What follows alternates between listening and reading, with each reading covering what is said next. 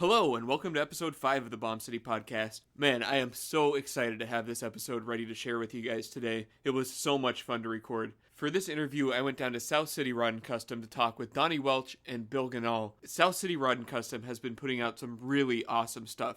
Just to name a few, the Gerardo 40 Ford, the Pearson Brothers Coupe, the recreation of the Bill Breece 32. These are just a couple of the amazing cars that have come out of this shop. And these two guys, Bill and Donnie, both have a really interesting history with hot rodding. Donnie Welch, his dad and uncle were like the guys taking pictures at the Fremont drags. And Bill Ganahl, I mean, it almost goes without saying that Pat Ganahl, his dad, is one of the most important writers, journalists, and historians for custom cars of all time. So I didn't know these guys going into this. And through the interview, I thought it was fascinating to hear how coming from that background and working with some of the builders that they've worked with, like Roy Brizio and Scott Mugford at Blue Collar Customs, combined with their background in hot rodding and custom cars, all comes together and really plays out in an interesting way when they go to make the decisions that they make when building new cars. So here it is, episode 5, South City Rod and Custom. Thank you so much for listening. This is a fun one. I hope you enjoyed it as much as I enjoyed putting it together. Thank you. So, is it rolling? Yeah, it's rolling. So, what do you want to know? I guess, do you want to tell me about how you got started with South City Rod Custom? Yeah, that's. Do you want the long story or the short story? Whatever you want to tell. Okay, so South City Rod and Custom basically only happened because of Brizio's working. I started working at Brizio's in 2000, the year 2000, and I had not planned on being a professional builder. It hadn't occurred to me as a possibility. I think when I was growing up, having cars around all the time, it's almost something you take for granted. Yeah. You know, if that makes sense. It didn't occur to me that could be a profession. You know, it was just something that you do. It's you drive your car and you work on it. You know, it's not something you do for other people, or I mean, you do for fun or whatever. But so I planned on being I studied English in college, went to college, okay. And I actually came up to San Francisco for grad school, planning on being a writer, professor, whatever, and got a job working for the only thing that my family, you know, my dad being in the business, probably helped me with is getting a job at Brizio's. Yeah. And I literally, my dad was like, hey, you need a summer job while you're in college. Why don't you walk in and see if he needs someone to push a broom just for a fun job. You'd be around, you know, cars, so you'd be around them and have fun, whatever. So I walked in and literally just, hey, I'm Billy. Can I have a job? You know, and said, hey, you know, Pat's my dad, you know, of course, because Roy's Dave at the desk and all that. They know him, so, you know, at least they knew who I was, kind of. Yeah. And it just, the only reason I'm here, the only reason I have this shop, probably to this day, is that a guy, their shop truck driver, had just put in his notice the week that I walked in there to ask for a job. And he was like, you know what, Steve's leaving. Come in, you can drive the shop truck, push a broom, whatever. And that's really what I started doing. I drove the shop truck and cleaned the toilets, you know. So in 2000, I started doing that, and as I was working there part time, summers I'd work full time, you know, when I wasn't in school, and started just really enjoying it. I started wasting all of Roy's argon at night, you know, learning to weld, and eventually I started taking classes in college on metallurgy, and I took a welding class in San Mateo, and so started drifting that way. I started South City Rod and Custom just as a hobby shop, really to work on my own stuff on the side, and it was a shop next door to Roy's in the alley. I started with Rolf Britton, who worked for Roy, doing paint, body kind of work. Yeah, he did some fabrication too. And we shared a shop, and we started doing stuff on the side in like 06, maybe something like that. I'm really bad with dates. And it grew into starting to work on other people's cars just because we had the space, and I'd do it for nothing. Yeah. We got kicked out of that shop because it got bought and changed into something else, whatever. Everybody got kicked out. So I got a bigger shop just because that's what was available. So it took in more work, and it really grew organically, I'd say, you know. I started getting good cars, you know. I think, so Phil Linares was one of the first customers that I had that was like a full, quote unquote, full build kind of car, which wasn't really a full build. It was kind of, had a Mustang 2 in it already, but. Which car was that? It's a 41 Graham Hollywood. All right, yeah. I saw pictures of that on your website. Yeah. It's pretty much like a restored. It's not a wild custom or anything. Right? No, well, I mean, it's, you know, it's lowered. But everything about, you know, it's got a Mustang 2 front end. It's got a small block Ford in it with an AOD, 9-inch rear end. I put, you know, power windows in it, bear claws, all that kind of stuff. Did the dash pretty stock. It's just a neat dash. Those cars, they're based on Cords.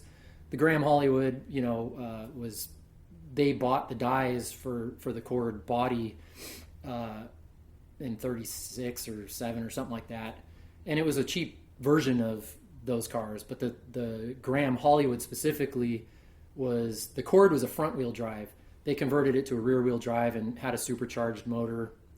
They're, you either love or hate those cars. They're weird cars, weird looking cars. So it was a real challenge to make one, you know, look like a hot rod kind of. They don't lend themselves quite to that.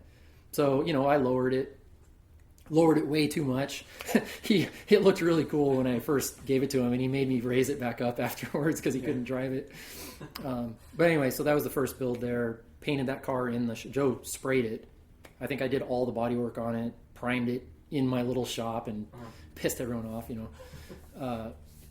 And then got Dave Posey's, the Lepesh pickup after that. And then Nick Rogers Merc, the Ruggiero Merc, and basically built all those on the side, nights and weekends, you know, one-man shop. And that's kind of what started South City Rod and Custom. And then I moved to Hayward and got this a lot more space to work in, and sort of that's when it really expanded. And that's when I went full time in, I think, 2013. Sorry, that was a long version. That's cool. So Posey's, that's the 41 pickup, right? Yeah. So that was another, I guess, sort of early on you started restoring and getting back into like early customs, right? Well, so I guess that wasn't the long story. I'll make it even longer. So at Roy's, you know, like I said, I started working there as the shop bitch, basically. And I only say that kind of flippantly. You know, Roy really put his trust in me to do stuff that was super cool early on. And I don't know that I would have gotten as excited about doing this for a living if he hadn't let me come in there. And I mean, he just took full trust. I had my shoebox. I'd built some Volkswagens. I had a couple of Type 3s, you know, like it seems like some people, that's like your starter car, a Bug. But he didn't know too much about me. And one of the first things I did was I had a shoebox, so he let me do dropped uprights and lower John Mumford's little 50 shoebox that he had there. Almost like the first month I was there, I think. Wow. And I was like, holy shit, I'm working on a car at Brizio's, you know, this is crazy. Awesome. And so that's what really, Roy just, you know, I say Brizio, Roy Brizio is the reason why I am doing this today. I mean, everything about it, him giving me a job in the first place, really letting me do cool stuff right off the bat at his shop. But what that eventually turned into was, for some reason, and I'm not sure why, I don't know if he knows why, I don't know what his answer would be, but I got to do almost all of the historic restorations that he got at his shop, which were some just phenomenal cars. I mean, the first car that came through that was a historic build was the Jack Calori 36. Yeah. And of all the guys there, super talented group of guys. And then young Bill, who was, you know, a toilet scrubber. He's like, Billy, why don't you do you want to take on this thing? And I think it's because he knew I was young and I was eager and interested in that type of work. A lot of the guys there were older than me, which means that they were in that sort of pocket where they were into, Camaros and muscle cars and stuff. And I don't think they appreciated the history, ironically, as much as the younger guy did, because history to me was magical. It was something it really is.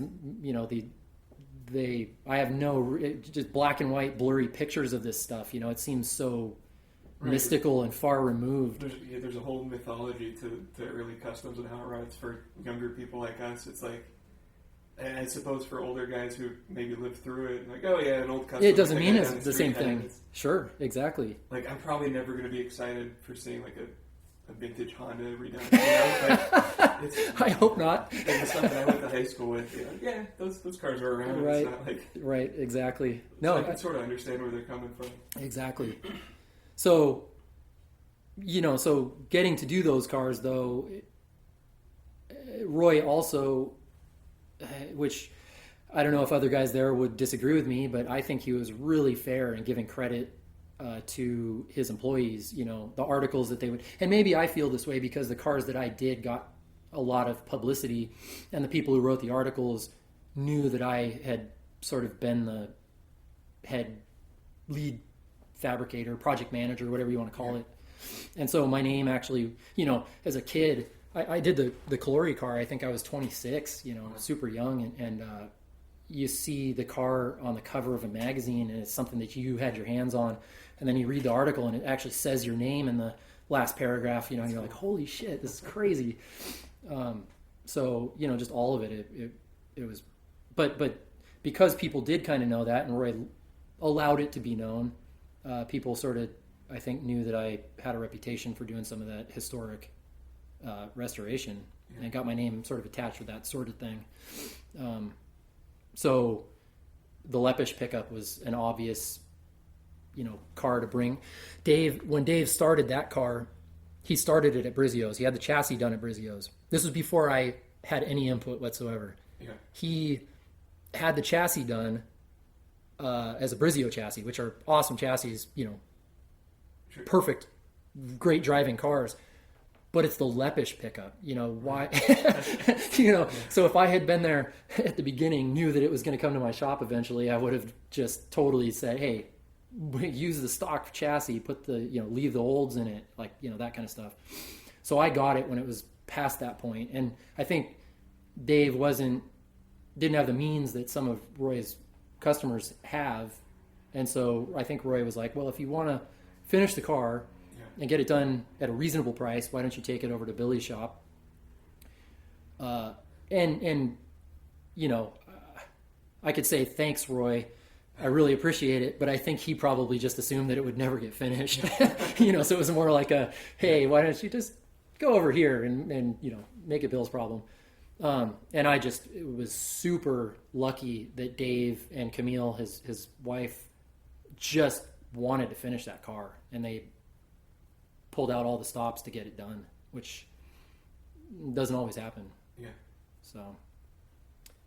So yeah, that's the Lepesh story. After having the Brizio chassis in it and the Chevy, which I couldn't undo at that point. We'd already, invested a lot of money in that. So I just said he wanted to paint the car black. He wanted to paint the truck black. He wanted a black interior. He wanted American 5-spokes with radials on it. And that's how that car would have gotten done if he did it at Brizio's, I would guess. Yeah. Wasn't it his uncle? What's that? Wasn't it his uncle? Oh, so Lepesh, yeah. So the story of the truck is that Dave grew up. His uncle owned a used car dealership down on the peninsula, and Dave grew up knowing the truck. It was different, throughout. I think it was green at one point. It was the worst metal flake gold you've ever seen when I got it. Yeah. But he knew it throughout, and he got it in like 1982 or something, and just stored it away because he knew he couldn't afford to do anything with it at the time. Yeah. But it still had the dual quad olds in it, which eventually is actually the motor that's in the Breece Coupe now. Oh. So it kind of that was a cool 7 degrees of Kevin Bacon or whatever you want to call it. That's cool. 7 degrees of dual quad olds. Yeah. But anyway, so I pushed him to restore the car, at least on the exterior, to the way it was. And he was amenable, fortunately. I was really afraid the whole time. I was like, oh my God, what if he hates it when it's done, But Camille, his wife, they would come in. They were just so fun to work with. They would come in. He would come in almost on a weekly basis, if not more. And she would come, every other week or so. And she just really dug doing the white interior. I really had to push him. I didn't do the interior exactly the way it was back in the day, but, more of a take on it than the black, interior he wanted. And she just, both of them got into it and really latched on to the historical significance of it. So that's cool. I've always had this weird, like with old customs, like you said, they evolve over time. There's a bunch of different colors. So like picking the finish line that this car was and going back to it, it's such an interesting thing. I guess what made you decide that this particular version of it was the right one to take it back to? Well, so after doing the restorations for Roy, which, so I did the Calori car, and like I said, I'm bad with dates. I can't even remember what order I did these in. It's really, really bad. I did the Calori car, I think the Barrismerk next, then the a la carte, and then I redid the McMullen Roadster. That one, it had kind of been done, and I That's a hell of a lineup. Pebble Beachified the McMullen Roadster. Those were all literally nut and bolt, every, as if they were going to be scrutinized in a Pebble Beach situation, which, of course, a few of them actually did. And that meticulous of a restoration, you say, okay, well, we're doing this to the hot rod cover in 47 or whatever, so you pick an exact point at which you think the car was either its most authentic, most recognized, or just the best version of it, and you just pick it and stick with it. Yeah, so in restoring a custom, you still have a lot of creative input on which one you think was the best version of it to work with. Yeah, I'm not opinionated about that kind of thing, not at all. Yeah. I mean, I guess a case in point on that's not a car that I had anything to do with, but that I saw get done was the Welchmerk. Justin Mozart restored that car, and I liked that car because I remember it when it was Joe Eddy's car, who coincidentally Joe Eddy's who I bought my first shoebox from. Oh, cool. But he owned the Welchmerk when he didn't know it was the Welchmerk. I'm pretty sure he didn't know it was Welchmerk at the time. But anyway, Justin had to decide. That car was known very well in two different iterations. It was gold in its cover version, and then it got painted purple later, I think, when the Barrises redid it. And Justin, at that time, I don't know him that well, but he would call me every once in a while, and I just said, "Oh, you got to paint it gold." Okay. That's to me, and that's just, it's personal though. I think the car looks great purple. Yeah. But the gold version of that car is the one that on the cover is the one that I will always remember.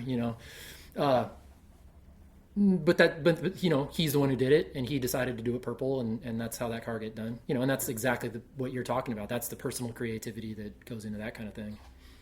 And the car is absolutely beautiful.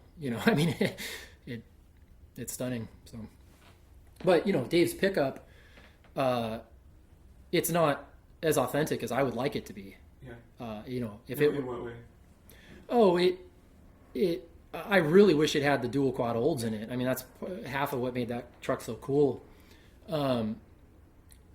We didn't put the Plymouth bumpers on it. There's certain things, that little grate in the back that was over the bumper that was just such a neat late 50s touch. It was so period 50s and so cool to me when people were experimenting with, extruded aluminum, frigid air siding and shit, and putting that kind of stuff on cars. It's just that kind of pocket of 1958 to 1962 that came and went so quick, that the a la carte was such a pinnacle of, ahead of its time. It kind of started that, I'd say. But, so I didn't get to do some of that stuff because Dave, I pushed him, I think, as far as I felt that I could without bending him out of shape, I put Nerf bars on it, did some 60s things, but it's just kind of, let's do what could have been, I guess, instead. But it still, came out killer. And it's a rebuild of a classic, it's not a nut and bolt restoration. One of the other cars that I saw that you did that really struck out as interesting was the Breece Coupe. The owner of that car, it's a clone, right? But he owns the original version also. That's such a... So I need to state that the owner hates the word clone. Okay. We can talk about it. I feel the same way. The Pacifica is my favorite Winfield car of all time. Mm-hmm. I have a hard time calling the new one a clone, even though it started as a completely different thing. Right. It's so true to the spirit. I mean, Winfield built it, so it's something in between. Right. It's not really a tribute. It's not really a clone. It's, to me, not the Pacifica 2. It's I don't know. I can totally understand, because the word clone has such a, clone implies, there's nothing creative. It's not a part of the same. It's just, this existed and then this one was made. Right. And even, the Grapevine, that one is closer to a clone, but it's still, because the original Grapevine got crushed. Yeah. But that one is so close to Watson's car. Anyway, it's something else. Right, right. Clone's sort of a dirty word for it. Well, exactly. I think it's a pejorative term. Definitely. So, yeah, I personally don't care. Call it whatever you want. To me, look at the car, but yeah, Richard, I can't remember. I think it even still says clone on my website. And Billy, your website, it says clone, I don't like that word. So, and I think it maybe said it in one of the articles about it or something. And that's probably where I got it from. Yeah, it's funny. I mean, it's just, he's not, he feels that way about it, but, who cares really in the long run? I guess, though, where did the decision come from to not restore the original one and start something new? Well, that's another, kind of long story. It was a tough decision. Yeah. I mean, when you're in this day and age, when everybody it's so trendy right now to go find an old hot rod. Right. I get, emails and calls all the time. I found such and such car. It's a 32 Ford and it has a 39 transmission. Do you have any history on it? You're like, oh my God, but there's people just searching and they want to find some sort of provenance on cars. Right? So anyway, that being the trend, to not restore the actual car is kind of going against the grain, but Richard, when he owns the original car, the original Breece Coupe, and it is a done driving car. It is done. There's very specific circumstances here. It's a done car. It was in the top 75 Deuces display or collection, which was at the Grand National Show in 5-6 years ago, whenever that, for the 75th anniversary, I think they did it. So it is done the way that Bill Breece intended to. He had started rebuilding his car almost right after the Hot Rod article came out, and he wanted to totally redo it completely different. He channeled the body over the frame, section the quarters, section the hood, the grill, put a big block in it, put a Jag rear end in it. I think somebody said he put a Jag front end in it, but it's totally different. It's done, painted. To undo all that, and I've seen the pictures of the work that was done on it, and not to disparage anybody's work, but just back in the day, people didn't do things to the metal finished, crazy level that we do now. Stuff's flame cut and lap welded. Yeah, with a stick. To undo that would have taken so much more work, and there wouldn't have been much of the original car left if I, So I was one of the few people who said, you have this car already, you own it. Why don't we build a replica of the way it used to be, so you have both? And he's got this really impressive display. Put them next to each other, and you've got it how it is now and how it was then. That's pretty cool. Yeah, I think it really was a smart way to do it. To restore the original car would be significantly more expensive, which maybe doesn't matter to somebody like Richard, but... Give a second to blow through. Oh, wait, 30 seconds, okay. I've been up against a lot of weird sounds with this podcast. Yeah. It just comes with recording in shops and studios. Right. Anyways. Yeah, so I was one of the few who and I'd stand by that choice any day of the week. I mean, it was a smart way to do it. Yeah. I can't say that I'm a huge fan of the way that the car is, the real car is now. Yeah. It's not it's a 90s, it was finished in the 90s. He was ahead of his time. That kid, Breece, was amazing. He the things that he did on the original car the first time around, the things he was doing to it to redo it, he just never finished it. But it was way ahead of its time even then. It looks like a 90s street rod, but he had been thinking of this in the 70s, So it's a testament to what he wanted the car to be eventually anyway. So we built a replica, not a clone. It's cool. And you did manage to do it just a little bit different. Like, it doesn't have lake pipes, right? Lakes pipes? Am I thinking of another one? Yeah. Lakes pipes on a 32? No. I'm thinking of the 41, all right. Did that one have lakes originally? Oh, the Lepesh pickup. Yeah. It had lakes pipes in its later version. Right. When I got the car, it had those like corrugated, the robot from Lost in Space arms, right. Coming out the. Yeah, and I had told him we could do bedside pipes, and I explored a few options for stuff like that.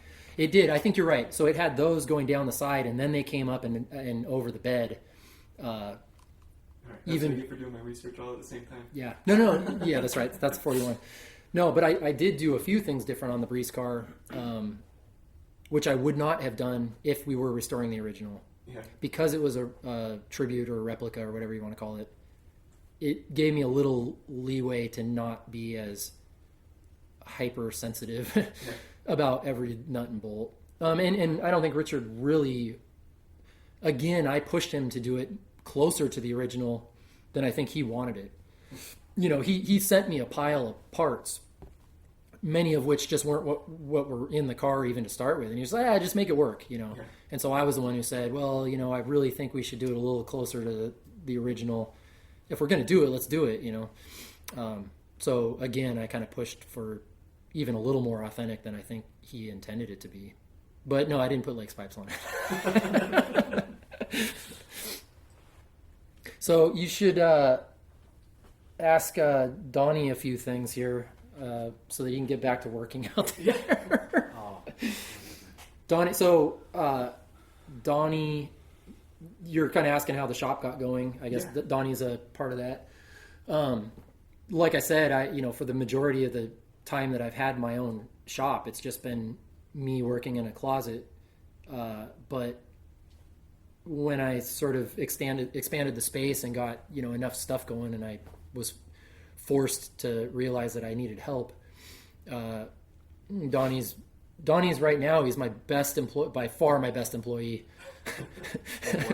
And my worst. But so he was living in Sacramento. Well, I mean, I can let you tell the story. Rolf kind of married us. Rolf. Thanks, Rolf. Mm.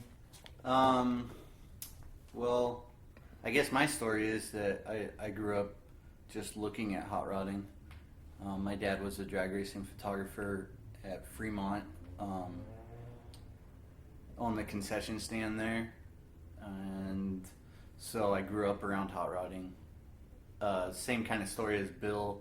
Didn't really think of it as a job or anything, kind of fell into it later.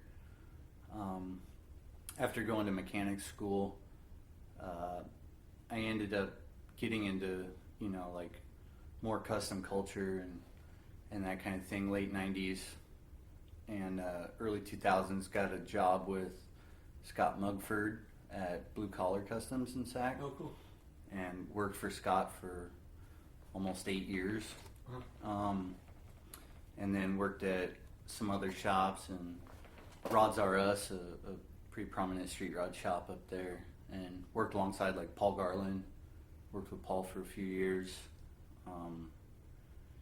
and basically worked with Rolf Britton, who, as Bill mentioned, did a lot of paint work at Brizio, and so he was living out there, and we worked alongside each other at Rods R Us, and knew that I had wanted to move back to the Bay Area at some point, and had mentioned Bill and kind of been keeping me up to date with what Bill had going on, and so just eventually got us in touch with each other, and when Bill was ready to hire an apprentice. It was perfect timing. Yeah. yeah. And so yeah, I think that was over 2 years ago now, and so yeah. Well, it worked out really good for you because you and Shay wanted to get back in the Bay Area. And exactly. It was perfect timing for both of us. Right. So we had just had our son, and he was like 4 months old, 3 months old. Yeah.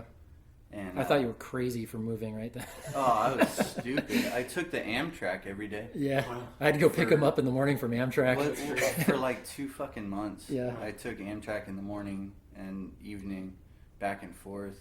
That's dedication. With a 3-month-old. Wow. So shout out to my wife, Shay, right? Because she definitely facilitates me being able to do my passion, and I mean, hooking up with Bill is awesome. Obviously, his, the cars that he's done, and getting into a shop like Bill has going has been awesome. Yeah. I'm definitely history minded and definitely a traditional guy. Really 60s. An open minded traditional guy. Yeah. we try not to.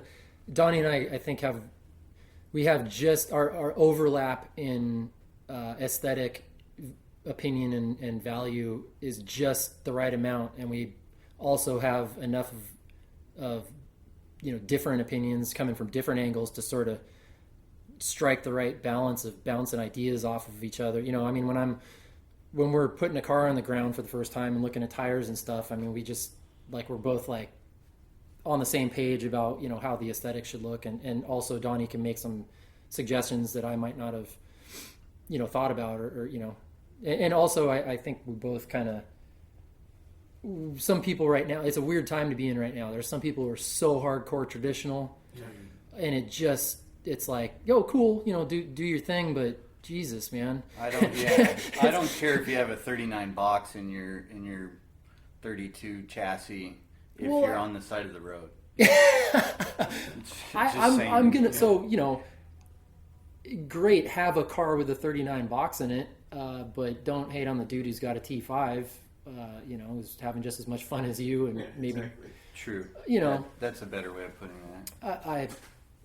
I think it's being open-minded means being open-minded. I'm open-minded to the hardcore traditionalists, whereas I don't think sometimes they're open-minded to some of the things that other people do. Yeah. I'm kind of if there weren't different, if I didn't think something was ugly, then how fun would it be if everything looked good? I mean, you need a little bit of that. And as long as you're being opinionated in a fun and lighthearted way, which I try to do. I mean, I'm opinionated as shit, but I try not to hurt anyone's feelings. Or my intention is not to hurt anyone's feelings. It's more. I don't know. But I think the world's a way better place with people having way different opinions. It's just that some people aren't capable of. Maybe they're not secure enough to accept that somebody might not like their opinion, and I'm fine. I know a lot of people don't like my shit. It's okay. It's fine. So that's our philosophy section of the podcast. That's interesting. It reminds me, we were talking about the Dorado 40. Mm-hmm. Is that how you say it? Gerardo? Gerardo, yeah. Gerardo. Yep. That sort of goes to all the points we were just talking about. Yeah, exactly. That's a different take. Yeah, well, I'll let Donnie put in his 2 cents after this too, because Donnie, that car, just to preface talking about that car, is really, I put Donnie through the ringer right when he started working here on some first project. No. I put him through the ringer on some shitty project in particular that we're not going to talk about. And he, not only after sitting for 2 hours each way on Amtrak, but knocked it out and didn't even complain that much. That's how I knew he was the real deal. But anyway, so that 40 was, I mean, Donnie did, 95% of the sheet metal work on that car and the fabrication. So it really was his first, build here. It was my first full build, I'd say, beginning to end. Yeah. I mean, I took it from sitting on a cart with rusted floors and put floors and firewall in it and set it on the TCI chassis. That car had been in a fire. Oh, wow. The car that Tony brought us was fresh out of a fire, and the guy who owned it was like, "I don't want to deal with it anymore."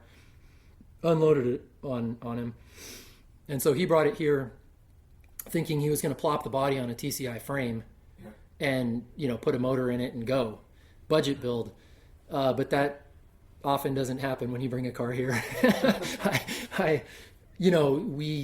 We talked about a lot of ideas throughout the process, and is, I'm, if I don't know, I think, like I said at the beginning, I don't know why anyone would want to listen to much of what I have to say. I don't think have too interesting of a person necessarily, but I would let what I build speak for myself. I'm proud of the eye for what I think a car should look like.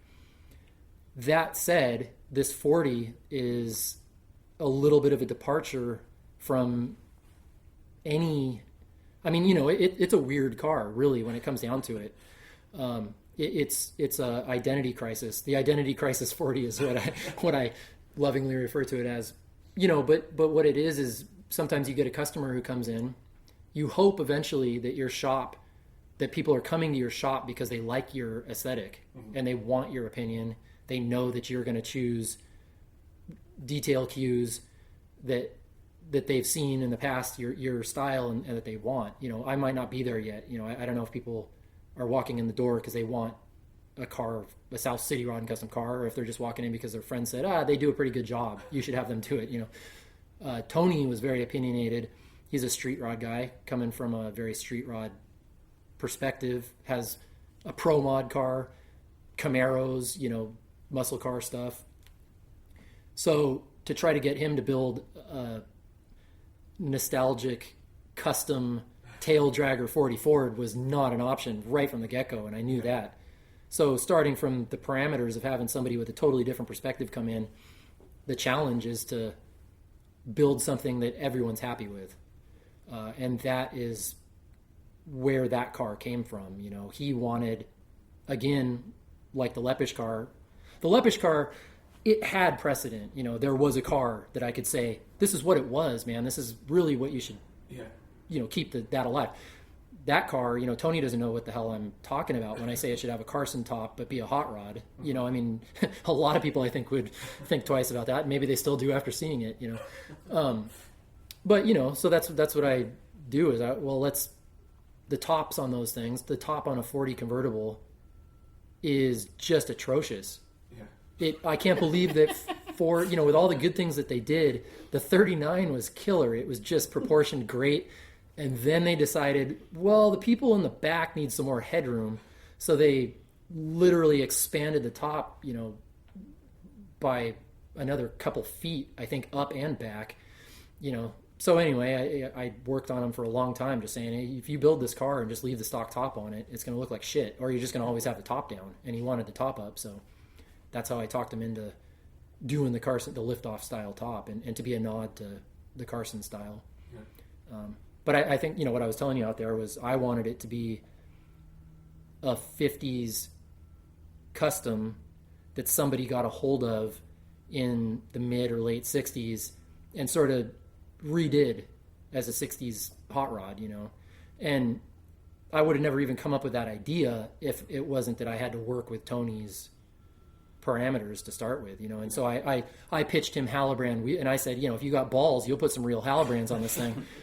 And then went to look for some real Halibrands that would fit a 40 Ford and realized that I put my foot in my mouth, good luck. So then, the next step was, well, if we modernize it a little bit, which, was to Tony's taste, let's get some Halibran style wheels, and I wanted to put bias plies on it. And like I was telling you, the size wheels that we ended up putting on it, I only realized after the fact that there was no bias ply tire that was the right dimensions.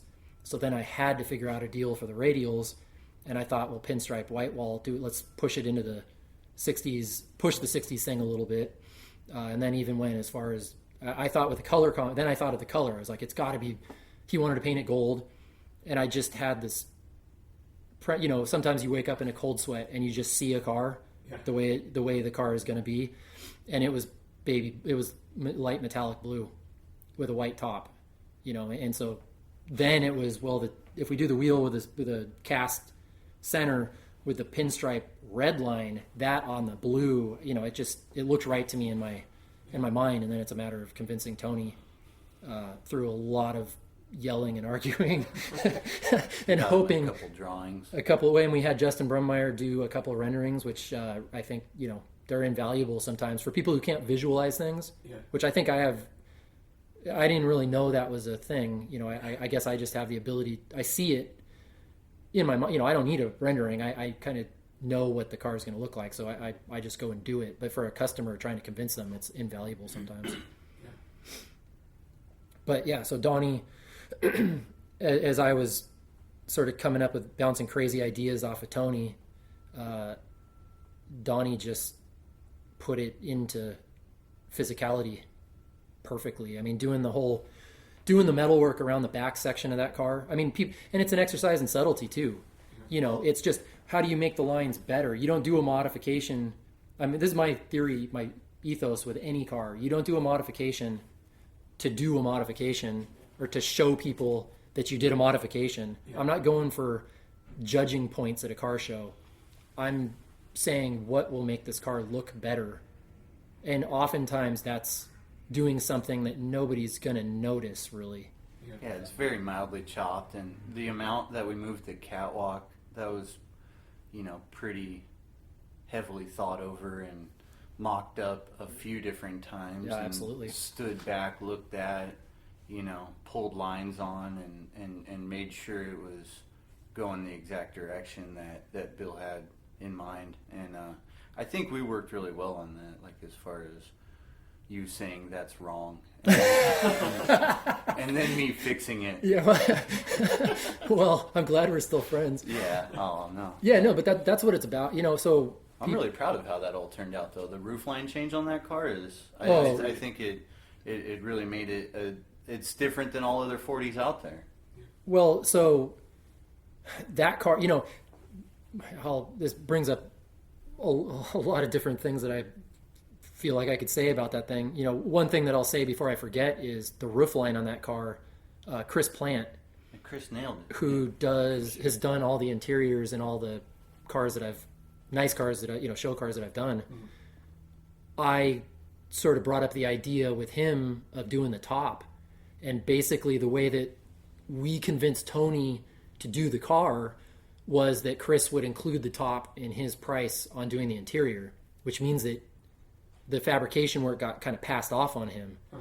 And he just, took it and ran with it. And he was like, hell yeah, I'll do it. And, he built the whole structure out of aluminum. The whole thing, it's all fabricated. Most, like a Carson top, they would start with the original top irons, and they would cut the top irons sort of, at least keep the back couple, mm-hmm. keep the header bow and all that. So you kind of have a structure to start with, but he had nothing. And so we held some welding rod up, when I went up there the first time, and I was like, that's about the silhouette. And we really got to work on the corners and make sure that it all flows right. And I just went up there, 3 or 4 times and refined just little stuff, but he kind of nailed it right out the gate. And if it weren't for that top, that car, it would ruin the car. You know, I mean, that's, if the top wasn't right, the whole car would be shit. So that car, and for me to be a one-man shop for so long and then have to come up with an idea and then just trust it to Donnie and trust that top to Chris is hard for a person like me. You know, I'm used to doing it myself, and I just couldn't be happier with it's interesting and a new feeling in life to actually be able to trust other people to do something that means something as much to me as these cars do. And sorry, that's the sentimental part of the podcast. That's a big deal. I mean, that's like I learned early on in my career that like getting someone else to do something and you accomplish your vision for it it takes so much trust. Like it's tempting as like a shop owner or a manager or someone in charge of a project to just push everyone else out of the way and try to do everything yourself. But if that's your goal, you're gonna have one car in the shop a year maybe, and you're never gonna get through it. Exactly. So, and that's I realized that with when I was working in a closet. I mean, we don't make any money doing this. This is a labor of love, and you got to really want to do this for a living to do it. Yeah. And you know, I make less money now than when I had a job. I want to go back to Roy and just be like, man, can I have my job back? I want a W-2. But, you know, I realized that I really wasn't going to get anywhere being a one-man shop renting space in the Bay Area. Yeah. My overhead, you know, it's untenable. You can't do it. So I had to expand. I have to trust people. You're exactly right. I mean, that's and getting the right people in here. I mean, that's why it's still just me and Donnie. Yeah. Is because I've put out, you know, hiring things, and the people who respond, I'm just like, no, not quite right. You know, no, you don't quite love it as much as I think you should. Yeah, I mean, that sounds really fucking arrogant, but you know, it's unlike any other business. Like it's really a personal thing to build a car, and it takes like a personal connection with what you're doing. If you just have someone who wants to punch a time card and go home and like do half-ass work, it's your name's going to be on it too, and then, you know, it's a small shop, you're going to see them every day too. Like, I completely understand. Walk in, I don't respect you every day. Yeah, no, it's true. I mean, we're it's a unique business of like, I don't know, like career artisans. You know, it's not just production work. Craftsmen. Exactly. Yeah, quite literally. You know, I'm going to sound pompous as shit saying this too, but I really, you know, I feel like, I think my dad way back, he did this whole, they did a whole symposium on, is it an art or a craft? Yeah. And I think they kind of didn't really decide anything. And we really walk the line between those two things. I mean, some of what we do day in and day out is just, you know, welding two pieces of metal together, you know, but your end game is always a piece of art in my mind. This thing, and it's a craft because it's a usable piece of art. I mean, the fact that it has, you know, it's a car, it's something, you know, it's a piece of machinery. Right. But to me, and I joke about this too. I can't remember where I heard this, but I just, even when I was a kid, I was like, that's the saying. It's fashion, never function. You know, you make it work, but the overall goal is that it's got to look good. You know, if it doesn't look good, what's the point? You know, so it's the artistic side of it is what drives me at this. And I just happen to be patient enough to barrel through the mechanics of it. Yeah. I never thought I'd work on cars. Like in high school, we were just talking about this the other day. I was always into art. Yeah. I took art classes. Yeah, right. And cars were my dad's gig. Yeah. Like that, I never thought of doing it. So it's kind of like my transition of, you know, making a living and doing something that I'm proud of and putting aesthetic into something. I think it's an interesting take. I was like we were talking about, I was into art, drawing, music, artistic things. Writing, obviously. Writing, yeah, exactly, and never feeling like I was very good at any of it. And I'll be totally honest, I think probably the reason I never thought that I would build cars is because I never thought I was good at it. My dad is the car builder, and he's built crazy cool cars in his garage that I just grew up with. I never thought that's something that I could do. I was struggling to lower my Volkswagen a spline, as a 16-year-old. And again, to Brizio, just kind of being like, hey, you're all right at this. Why don't you keep going? Here's a raise. Yeah. And then as I gained confidence in it, and to be honest, even though I had maybe no confidence, I would still cut a 34 Ford 3-window top off, no questions asked. Hope I can put it back on. But I don't think I had the thought that I was good at it. I still don't feel good at it. I owe that to Mugford for sure. He was like pretty early on. He was like, "Hey, you're pretty good at doing this stuff." God forbid our dads would ever tell us that as kids. Yeah. Well, and he was more like, he was really cool, allowing me to be the lush I was in my 20s and still keeping me employed. Right. Yeah. And I think he just knew that from being like a skateboarding punk himself, that actually was like, hey, this you got talent, quit being such a fuck up, and maybe someday it'll do you good. Right. Stop spending all your money at the bar, or spend it at the bar, but come in and do your work but do every your once job. in a while. Yeah. I mean, well, and I learned that balance from him for sure. Right. But his encouragement, same thing as Roy to you, That's having mentors, people who bring the best out of you and encourage the best in you. My parents, I had a rosy childhood. My parents encouraged me to do a lot of things. I should be a baseball player right now, according to my mom, but cars wasn't one of them for some reason. It's just something that I really took upon myself to do. I think my dad didn't want to push that on me because he didn't want to feel like he had influenced me into something just because it's what he did. So I totally understand his reluctance to push me in that direction. And I really didn't go in that direction until way after I was out of the house. So I feel, ironically, I get frustrated when I hear people kind of, oh yeah, you had silver spoon, you were born into this. I tried as hard as I could not to go this direction. And my parents, my dad in particular, tried real hard not to make me feel like this was a necessity by any means, but even an option is what it kind of, felt like to me, I guess. So I feel like I earned where I am on my own. I'm very proud of what I've accomplished, and I have Roy to thank for this, doing it professionally. Really, I have my dad and my mom, their support.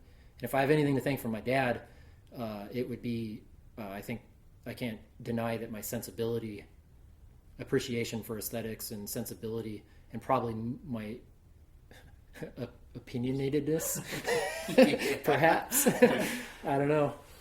I got a lot of people to thank for where I am, but I am happy that I was able, that I can feel and say confidently that I worked really hard, to do it on my own. Yeah, earned your own legs. Yeah, I would sign off on that completely. Like,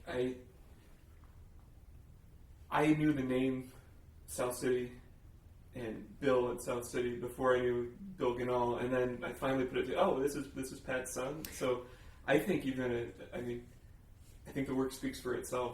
Well, that's actually really good to hear. I don't.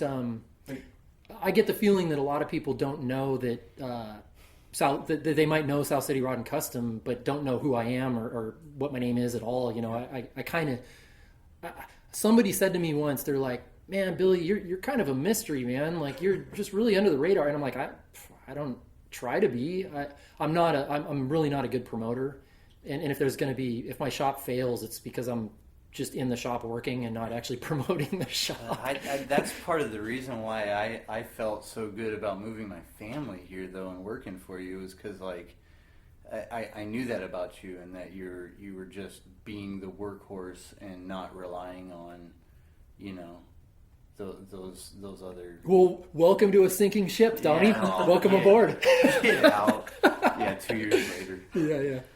No, but I knew that you had your head down and were consistently working towards doing rad shit and trying for that, instead of like, hey, I put out the Calori car, give me all the credit, when those were all under Roy anyways. And oh, it's that's not exactly, like you were grandstanding or something, or even Lepesh. It's like you saw that car come and go and do its thing, and well, so I'm not a people person. I'm a misanthrope. I mean, I'm happiest when I'm in the back of the shop working. Part of it, going to shows and doing that kind of stuff is necessary. Yeah. And I'm worried that I'm, not good enough at that part of it. But I hope that the cars speak for themselves.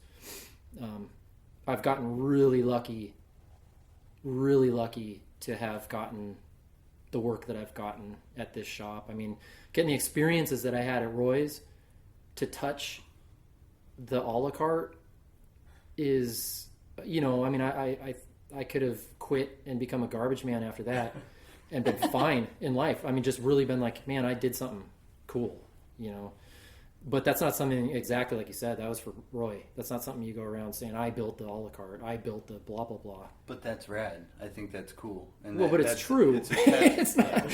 It's not. I mean, thanks, I guess, But people who would have taken a credit for that and gone around bragging about it, it's just, that's not, I don't know. Whatever. Different people. I guess I just look at it as I'm shy, But yeah, to have gotten to do those things is cool enough in itself. I don't know. I'm happy within about it. I don't need to go putting that out. I guess that was not very eloquent, but whatever. That's really important. I mean, if you're not, then what's the point? Yeah. Yeah, totally. True. Because you're not going to find it from outside. Right. No, people, those people who say, do something you love and you'll never work a day in your life are full of shit, because I've turned what I love into a job, and some days are stressful. It's funny. I'm you're a type A personality or not, and I stress out about all this shit. And maybe that's, I care about every car in there. I care about every freaking part I have to order from Summit. I wake up at 3 a.m. in a sweat, like, oh my God, I forgot the ballast resistor for the, whatever. And it's like, go to sleep. But, I have to remind myself sometimes how lucky I am. I'm not going to tell Donnie he's lucky. He's got to figure that out for himself, and everyone does. But I know that Donnie feels lucky to be here, which is why I appreciate him being here. Yeah, at least I thought he did. No, I love every minute of it. Yeah. I mean, it's pain and pleasure. And if you don't learn to love the pain, then you're gonna suck at life. Well, I think it goes along with me thinking that people with different opinions make the world go around. Right. If there wasn't, I mean, it's more philosophy. Sorry, but if you don't, you don't appreciate the good if you don't have the bad, the negative. And not to say that there's much negative about this. I mean, we're talking about a pretty small scale, a little relative scale. The bad days is like, God damn it, UPS didn't come. Now we have to wait till tomorrow to put the distributor in or whatever. Wow. Sitting in the hospital with shit in your eye. Oh, there's all that fun and glory. Right.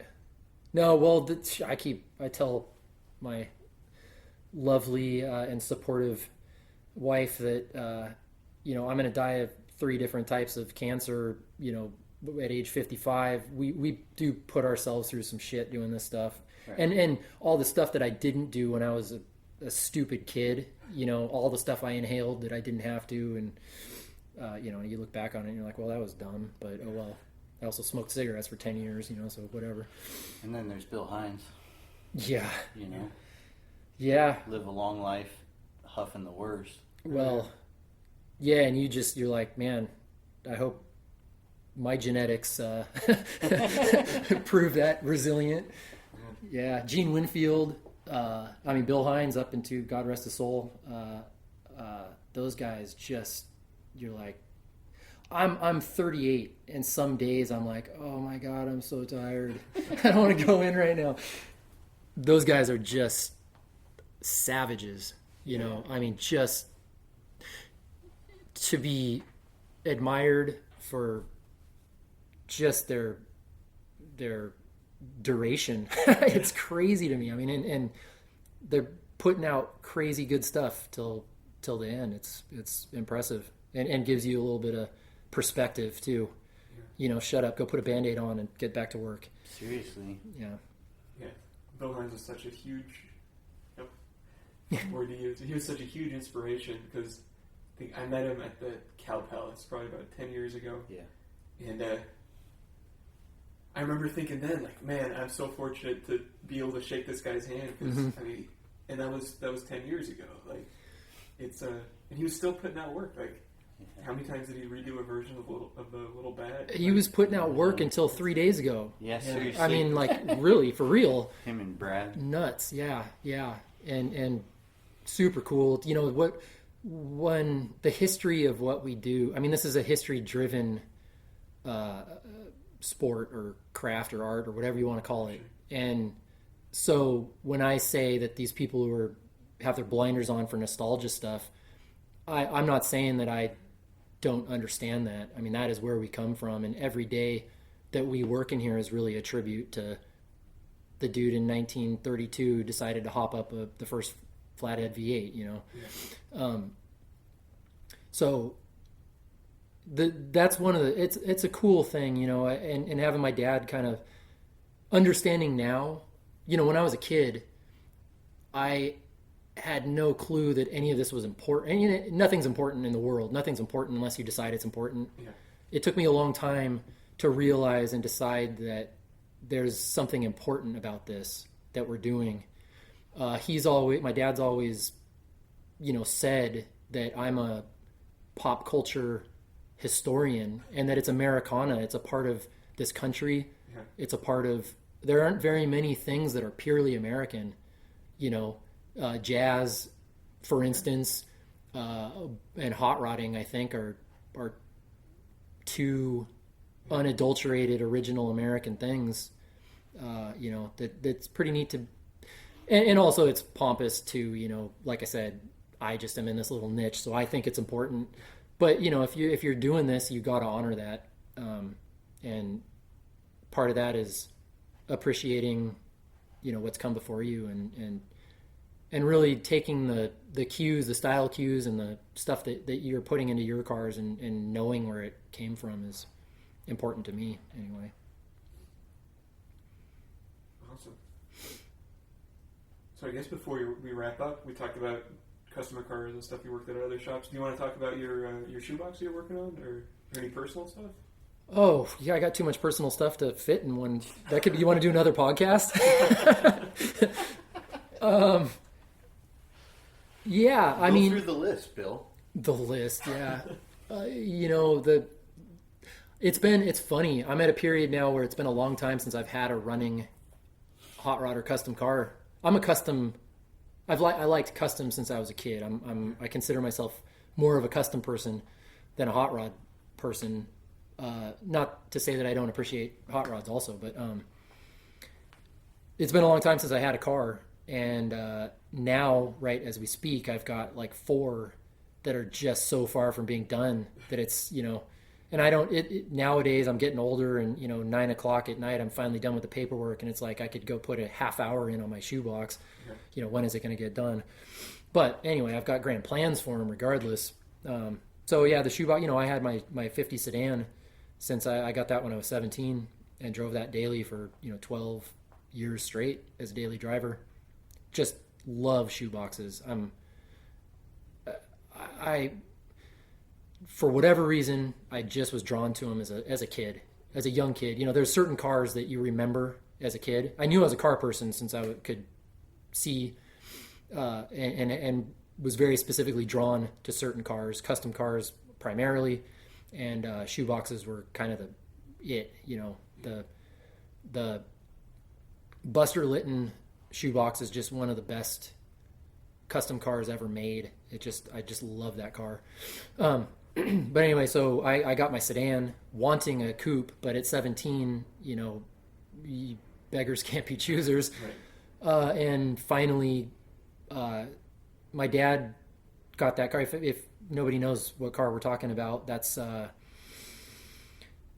it's been through a lot of different versions. Some of them a little better versions in its later life, but it's the gold 50 two-door that was on the cover of the Rodder's Journal. Maybe 6 issues ago now, 7 issues, something like that. My dad redid it most recently before it was on the cover. But I always wanted a coupe. There was another coupe that really stuck out to me that was a black coupe with a louvered hood. And it was super slammed back in the early 90s when nothing was that low. And it just has always stuck out to me. So I finally got a chance to get a coupe, and I'm going to build it. And I take cues, like I said, from history. So, the Junior's car in its few different iterations, the Goulart car in its more refined, I think, earlier version, that bottle, that lime green coupe always has stuck out to me. And more recently, Bozzo's coupe that Marcos did at Lucky 7 is just, one of those cars where you're like, oh man, you nailed it. Yeah. So I got a lot of ideas kicking around. We'll see what it actually ends up coming into as a car for myself. But got the 64 Riviera that I'm going to just do. My dad's going to paint it, do a nice paint job on it, and drive the shit out of it. And I want to get back into having some more fun with my own cars. And I've had my head down just working so much. I take other people's cars to shows when I have to, and I haven't driven my own car in a long time. So I kind of want to get back to that because that's what else is there really. So I have an Impala. Oh yeah, Donnie has an Impala. It sits in my garage. Yeah. Well, yeah, but the history of that car is cool. That's a meaningful car to your family. My uncle was a drag photographer and did that all the way through 2010. So he took over my dad's photography business in '69, and he bought Ellis Brooks' car. Oh wow! That Ellis Brooks custom ordered, and had a brain aneurysm, and they put the car back on the lot with 300 miles on it, and my uncle bought it in '64, and when my uncle passed away in 2011 and left me that car. And so it's 327 with a B&M Hydro stick, and kind of a cool car. I mean, street, kind of muscle before, muscle car. So mid 60s, had Astro slots on it, and because they were photographers, there's all sorts of old dusty photos. I mean, so Donnie's uncle's and dad's collection is crazy extensive catalog of Bay Area, in particular Bay Area drag racing history. All the cars, name a dragster and they've taken a picture of it from the 60s till now. They were always published Drag World. Mm-hmm. And my dad was a track photographer at Fremont. Mm-hmm. So if you shot photos there, you got a pass from my dad. Mm-hmm. So like with the Impala, I have photos of them driving, to SoCal to go to Lions to shoot on the weekends, and then hit Riverside on Saturday night, and those kinds of things. So. They'd drive the car there, but then it'd be in the background just on accident, so there's a bunch of pictures of the car back in the day. I mean, it's a cool historic, little piece of Donnie's personal family history that's pretty neat for him to have and be restoring, So I'm going through it.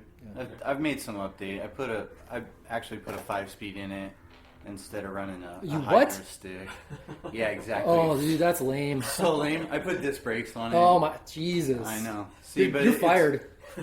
Pack your shit. It's those things though. But I'm gonna haul my 2 kids around in it, and we're gonna do that damn thing and drive in the car, So it's got a new motor in it. I put a 9-inch in the rear end and so it'll still get shitty, and it's got a pretty decent motor. So just doing all that, parsing it together, hopefully it'll be on the street maybe the end of summer. Awesome. But yeah, our goal is to drive to Austin one of these years. Well, we had that goal for this year, but we decided to spontaneously have another child, right. So that kind of got put on the back burner. Breeders. I'm doing it for the rest of y'all.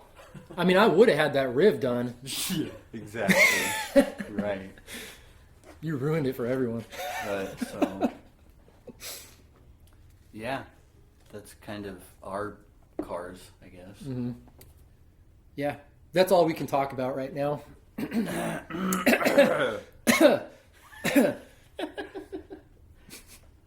There's other projects. Thinking ahead. Oh yeah. Yeah. But Yeah, that's the problem, man. I fucking love cars. I just can't not, you show me a car that's for sale for the right price, and I just can see what I would do to it, and then I want it. who can I borrow money from? Exactly. Yeah. We've got the problem just like everybody else. Yeah. And Yeah. I have wheels that I don't fucking need. Mm-hmm. Yeah. All that kind of stuff too. Yeah. Yeah. Well. Awesome. Well, we got over an hour. Is there anything else you guys want to cover? Or I guess I would probably like to say something about the Pearson Coupe. Yeah.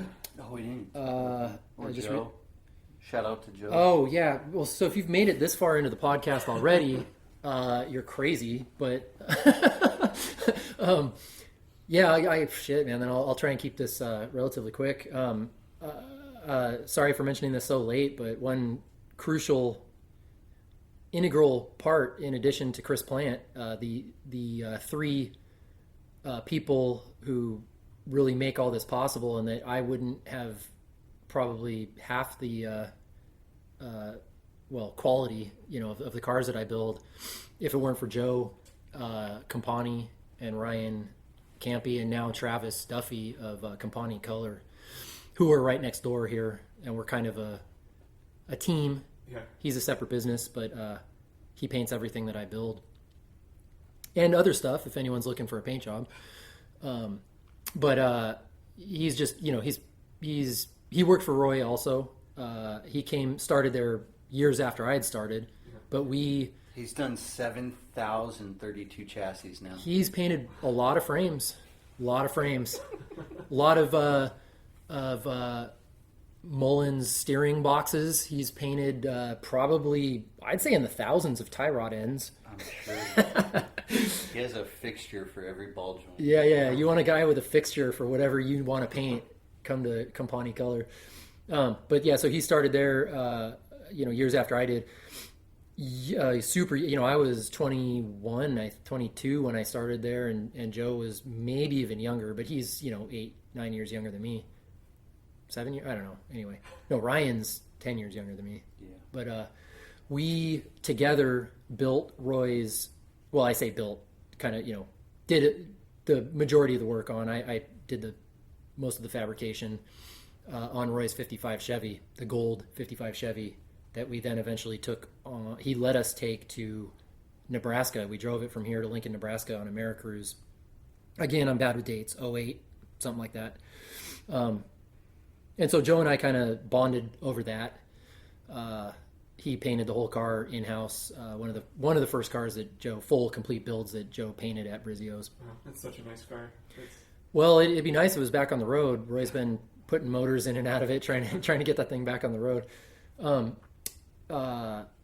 it was just, Joe, he's a young kid who just has an incredible amount of integrity and work ethic.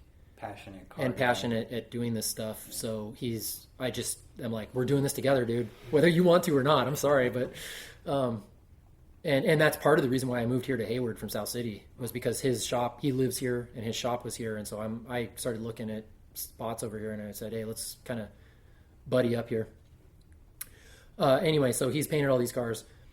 Lepesh pickup, the Breece Coupe, the Pearson Coupe, the Ruggiero Merc, you know, all the good cars that I've done, which are so few. So the Pearson Coupe, I guess we can't not mention that. You know, coming out of the tradition of the restoration work that I was able to do at Roy's, and like I said, him kind of allowing me to garner a reputation for that to some extent. When Jim Babowski ended up being able to buy the Pearson Coupe, the 36, it happened to be in Glendale, where I was not born but mostly raised, and my parents still live. My dad lived at the time, and he saw that car running around in Glendale because it was there. Red, a street rod, you know, independent front end, that kind of stuff. Yeah. Small block Chevy. Jim saw it in my dad's book as one of the lost hot rods. Kind of wasn't really lost, but and ended up being able to buy it, long story short. And when he decided that he really wanted to, he had that car. So Jimmy White at Circle City did a quick resto, a dress up of the car. No paint, but he raised the suspension, put the white walls on it, put the Appletons on it, put the DeSoto bumpers on it. You know, plenty of stuff to sort of dress it up, make it look as it was, just it was red. And put it in the 2010 GNRS custom display. Yeah. And then when it came time to do the full restoration, he gave me a call and got me to say way too low of a price, and so I did it. And just, you know, to be able to do that car under my own shop name was just, you know, having done all the cars for Roy was incredible. And like I said, it's not something I would go around, you know, waving a flag about. But to finally be able to do one under my own shop and have it be my name on it was, I can't explain the feeling of that. You know, oh, it's huge. And that car, I mean, 36s, as I said, I was a custom child, and 36 3-window. One of the first cars I wanted was a 36 3-window, and as a custom, not a hot rod. Yeah. And my dad broke my spirit even back then. He was like, William, if you want that, you better start saving now. You know, he basically was like, you're never going to get one of those, even back then.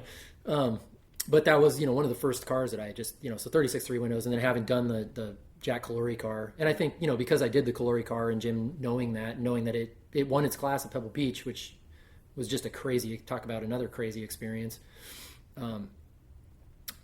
So Jim came with that, and he said, I want this car to be built under the assumption that it could be invited to Pebble Beach. So I want that kind of restoration on it. And so that's what I was able to do on it. And regretted it ever since. That's an amazing car. Yeah. You really feel that car. I mean, for me, that car just has a presence. It's a regal lady. It's just undeniable, though. Yeah. I mean, it's just, those guys were awesome. Oh, just, yeah. The proportions of that thing, and well, they did all the hot rod stuff is so rad. The history of it, yeah. Fuel tank, and I mean, working for Edelbrock. The Edelbrock tie to it, and the Piersons themselves being tied to it, it's just bad. Made it a neat project. Yeah. That's awesome. And Bill nailed it. Just saying. Well, I copied the picture. Well, yeah, but what's so hard about that? Who else scales it out and, you know, make sure everything is right? This guy, you know. There's only so many photos of that car, really, like interior wise, and. Well, I don't take a compliment very well, and I really feel one thing that I guess I would like to say about all of this is that I don't think you have to have much talent to do what I do. I think like metal shapers and you know, guys who are building coach-built cars and stuff like that are absolutely, you know, there's guys who I see do stuff that is just amazing to me that I'm like, that's talent. What this job is like 90% patience. It is dealing with all the day in and day out problems that you come across and still just powering through and getting it done. Redoing stuff 3 times, even though you're getting paid to do it a half a time. And that's what it comes down to. If there's any legacy that I have through this shop, it's that I had a moral, good, that I was a good person doing good work. But I don't know, talent. Some people say that oh wow, these cars are crazy. You guys have so much talent. I mean, shit, we're banging metal, when it comes down to it. But it's nuts and bolts. Don't sell yourself short, because it's impressive work. But I think you're really onto something. It's about passion more than anything else. Because some people have talent and no passion. It's true. That's a good point. Sure. Yeah. Well, that's patience and perseverance. Yeah. I mean, and all good P words. I got some other P words I could add to the list. Yeah. But I like that we finished cars. I think that was something that always drew me to working for Bill, and was an obvious choice, was the fact that we finished cars. I worked at shops that we just constantly did piecework, and that is so tiring after a while, and you're like, where did that fucking car go? And it's like, cool, that's hanging out in some dude's garage forever. Fuck. Yeah. Like you work 3 months on something and panel fit everything, and then they have no money for paint or something But Bill makes sure we finish the projects we have, and that's a huge testament of his perseverance and patience. Well, yeah, I don't know. I didn't realize that was a thing.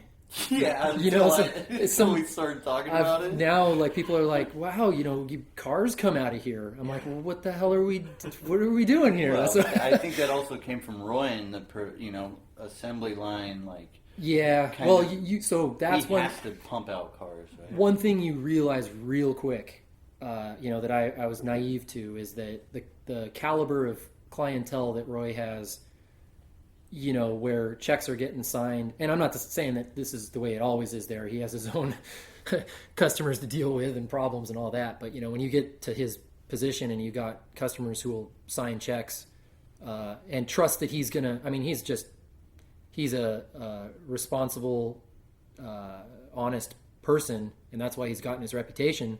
So guys will come in there and Roy will say, hey, it's going to cost you $250,000 to build this car. And it turns out to be about $250,000 when it's done, and the guy signs the checks and Roy builds a car. That doesn't happen at most shops. Yeah. It takes a while to get there. You don't build up that kind of clientele overnight. So to get cars done it's hard. Or to have the knowledge that it's really going to take $250,000. Oh yeah, because that's be able to keep it to that. People who are either dishonest or who are inexperienced, they'll write out some numbers on a page and say, I'll build you a 32 Roadster nostalgia for $80,000 or whatever, and 150 into it when it's halfway done. The customer's like, what the fuck? Yeah. And they're just like, well, this and that, blah, blah, blah, whatever. So that's, being honest right from the get-go, and having had the experience at Roy is to really know what it takes, how much money these things cost. It's crazy. And I'll be the first one to say, I'm sorry, but if you want to do it right, that's what it costs. Well, then don't build a car. Or don't build a car, or go take it to the guy who told you $80,000, and then when he only gets halfway through and it's not done right, bring it back here and I'll fix it for you for what I said it would cost. You see the that play out over and over again on different stages. There's a lot of good guys coming up though that really, Marcos at Lucky 7, Brandon Flanner at East Bay, they're doing, building their trust, good guys building quality cars. Yeah. There's guys doing it right. And there's guys who aren't, and you hope that your reputation kind of holds and comes through all the bullshit. eventually. But there's also people who are just always want a deal. And I've dealt with the built cars for some of those people too. You don't always get paid for what you do. And sometimes you just chalk it up to, we did one for history. I don't know, whatever. Take the licks and hope the next one turns out better sometimes. But finishing them.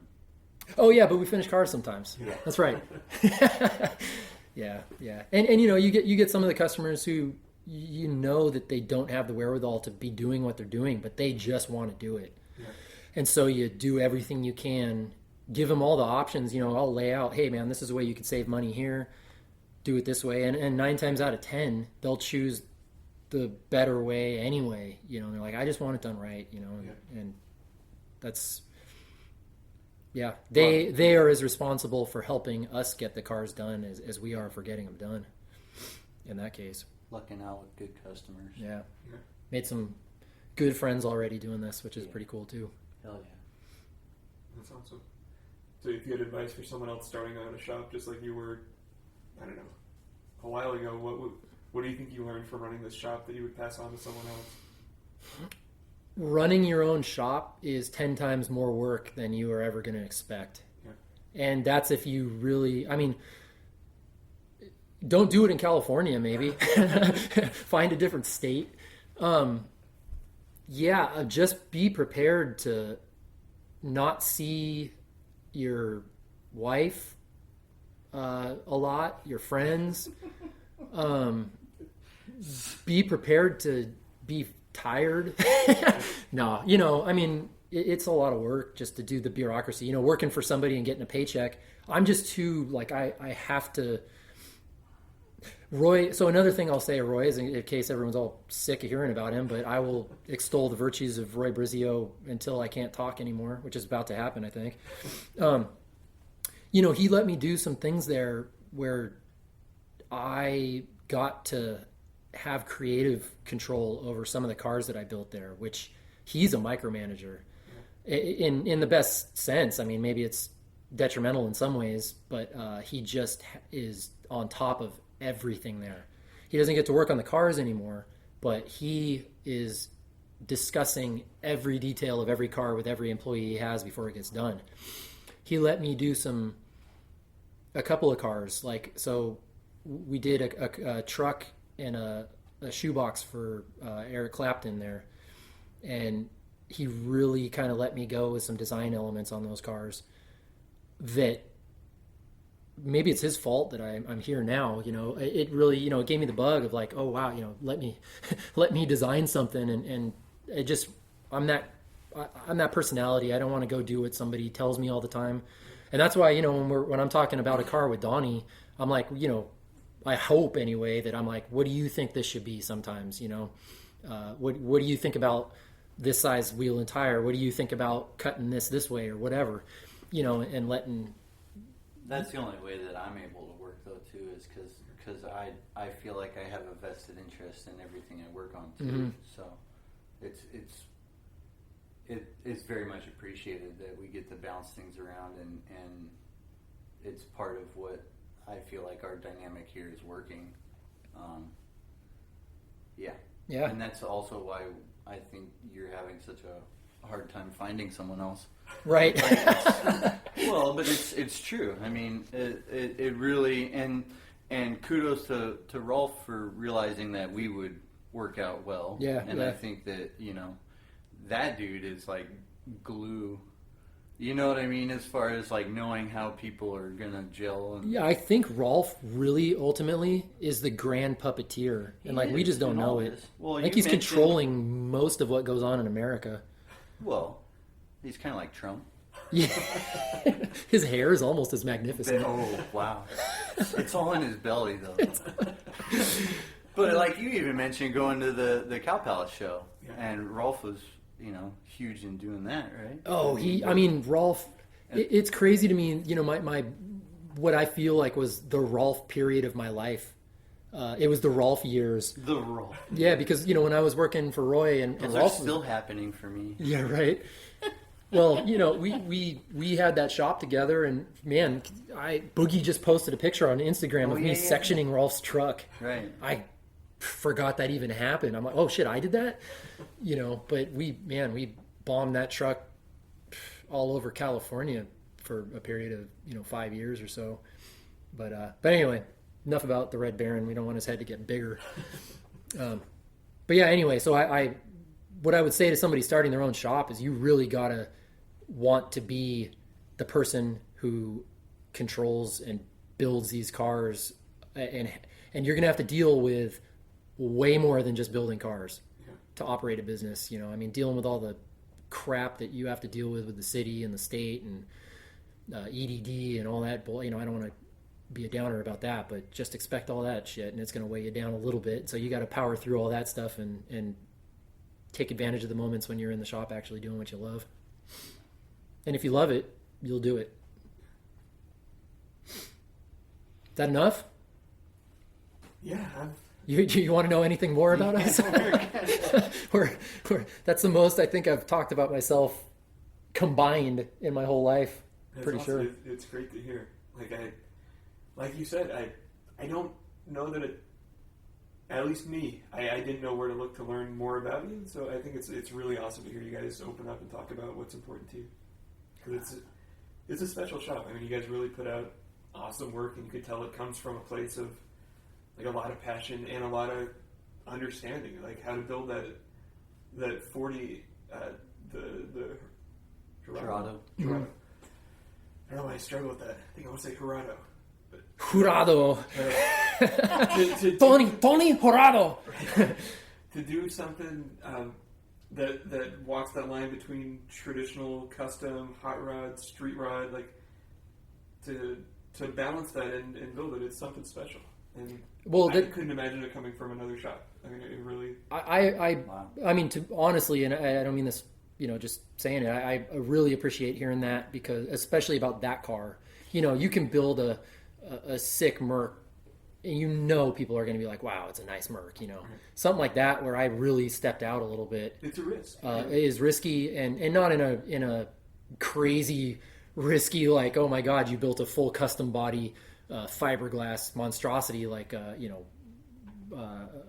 Ed Roth or something, but it's a risk for me. That shows you how refined my sensibility kind of is with cars. I like to say that I do stuff. I don't mean this to be arrogant. I want to do it just a little better. Take away the thing that was a little too much on this one car. That the Ruggiero Merc.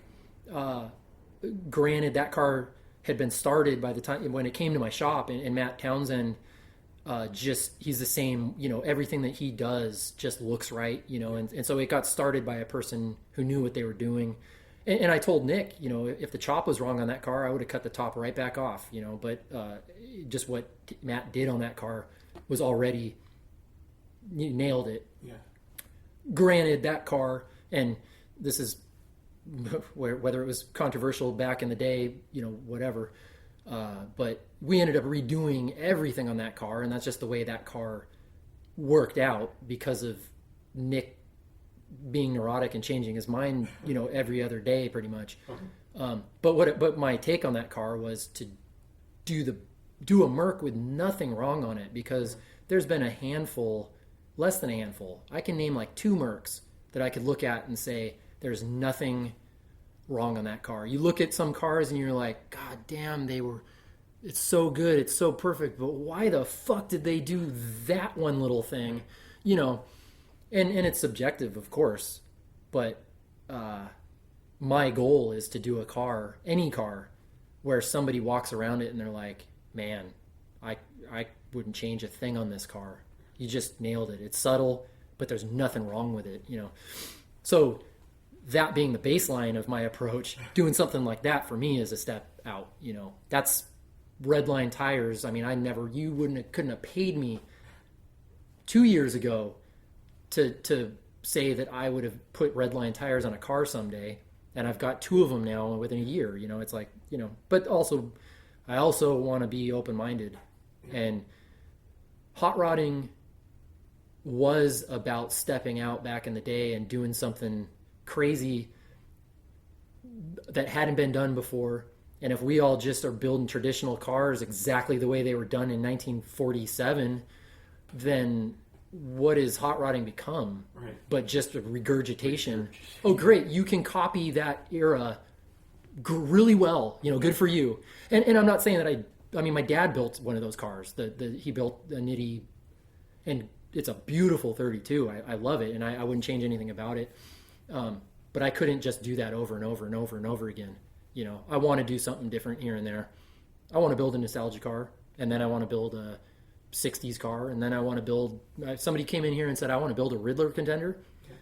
Show me the money and let's do it, I mean, I don't want to be narrow-minded. I don't want to be pigeonholed.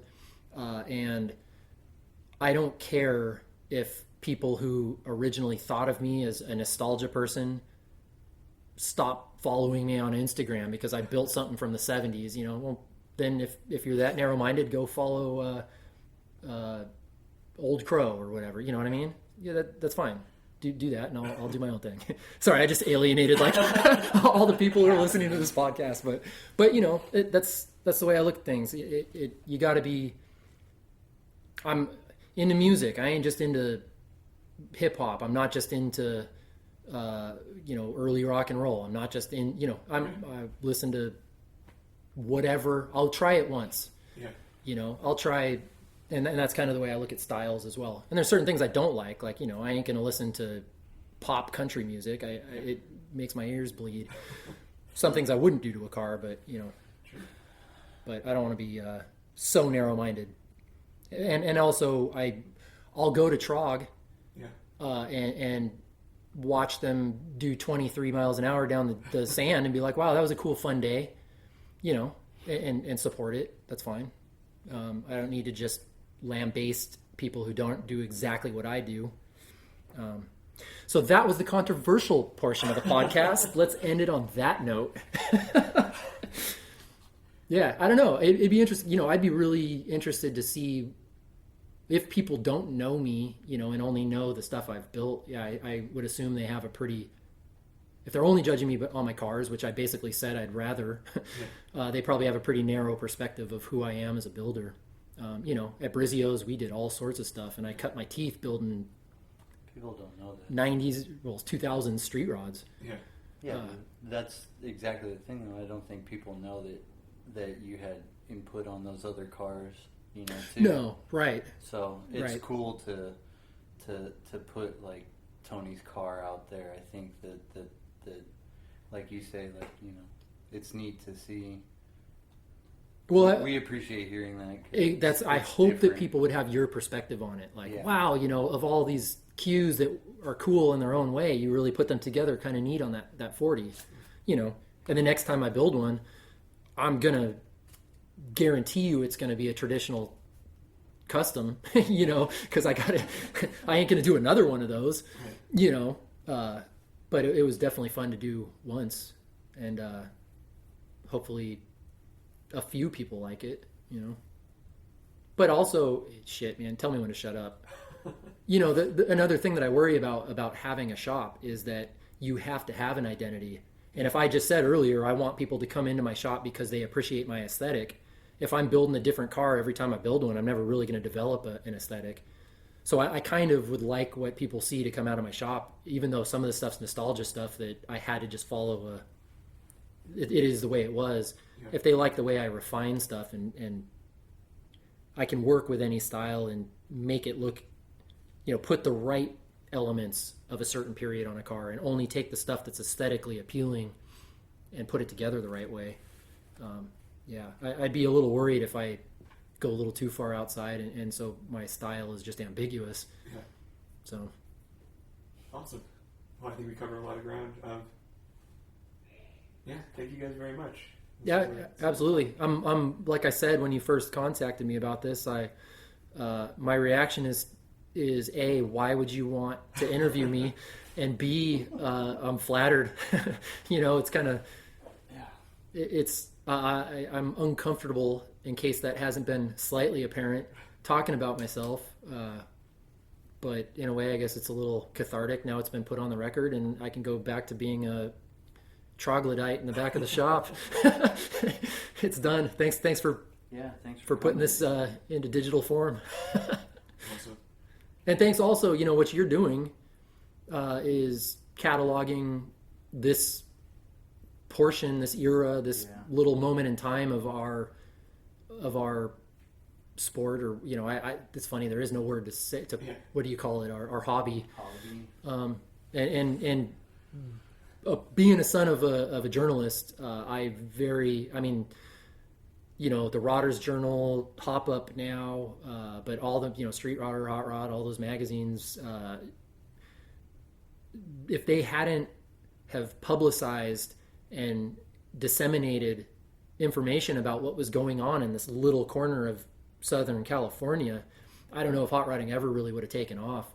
So not only did it help it to become what it is, and some publishers had the sense to know that and put it out, you're also cataloging, where the sport's at now, and that's beneficial as well. I might look at this in 30 years and be like, oh my God, I'm so embarrassed of who I was at age 38, but whatever. Hopefully I'll be better by then.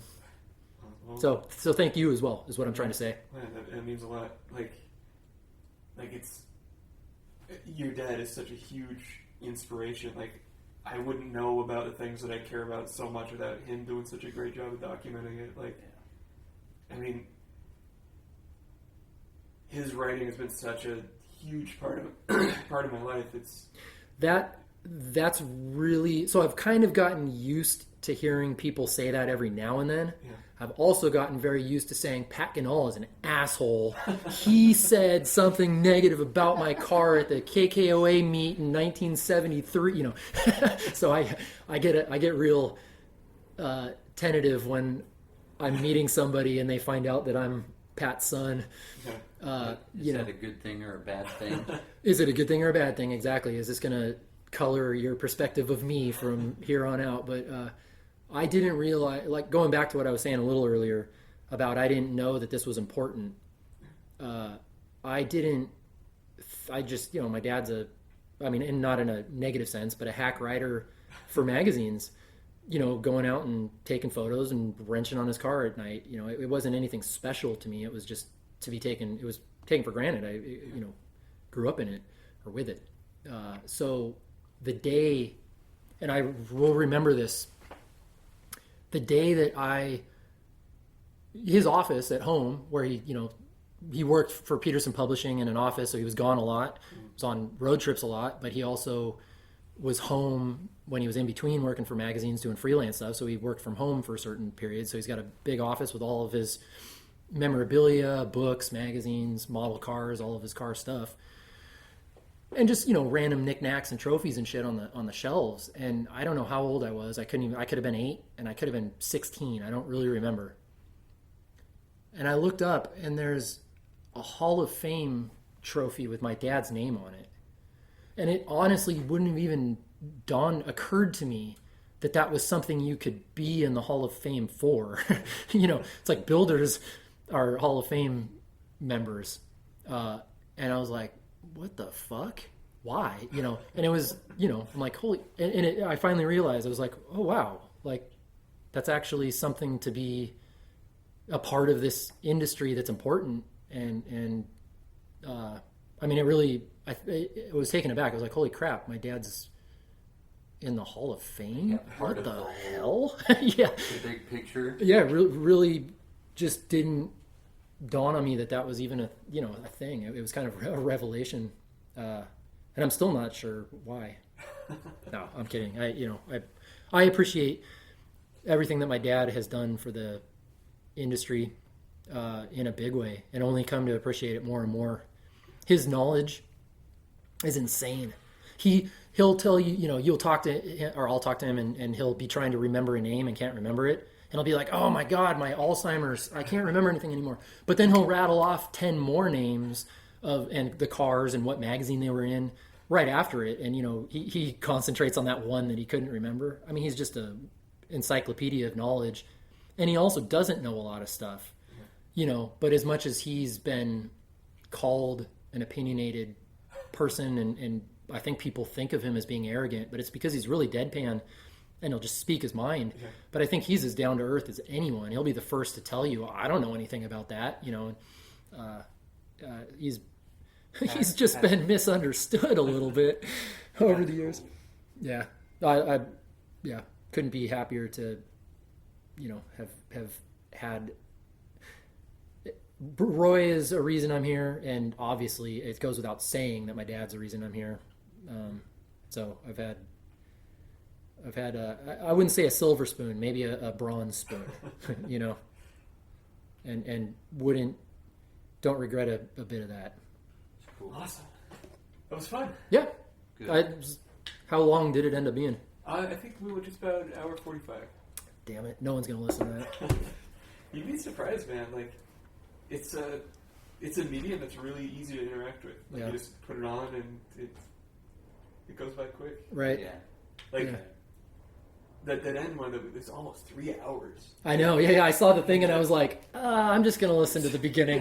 Because, it's funny, the guys, I'm going to listen to the ones that I don't know, the two that I don't know. But, I know the guys from East Bay, Brandon and Aaron are what I would say very, good friends, or, acquaintances, friends. And Brandon worked for Daryl while all the way from doing the Calori car. I'm pretty sure he was there when I did the Calori car for Roy. Yeah. And Daryl painted all those cars. Daryl painted the Calori car, Barris Merc, a la carte.